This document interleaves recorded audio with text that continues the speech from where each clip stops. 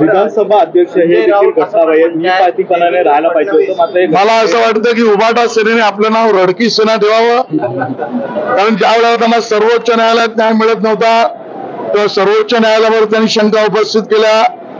मग उच्च न्यायालयामध्ये न्याय मिळणार नाही असं वाटल्यामुळे उच्च न्यायालयावर शंका उपस्थित केल्या, मग निवडणूक आयोगावर शंका उपस्थित केल्या, मग ईव्हीएम मशीनवर शंका उपस्थित केल्या, आता ते त्या ठिकाणी विधानसभा अध्यक्षांवर शंका उपस्थित करतात. त्यामुळे अशा शंकासुरांनी त्यांचं नाव रडकी सेना असं ठेवावं. देवेंद्र फडणवीस यांच्यावर पण टीका केली. देवेंद्र फडणवीस महाराष्ट्राच्या राजकारणाला दखलपात्र आता सध्या राहिलेले नाही अशी टीका केली. मला असं वाटतं की संजय राऊत यांच्यावर आता कोणी अदखलपात्र गुन्हा करत नाहीत.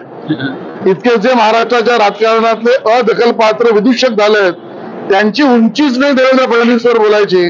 त्यामुळे सूर्यावर थुंकण्याचं काम तुम्ही रोज करा संजय राऊत, तुमच्या तोंडावरच थुंकी उडेल.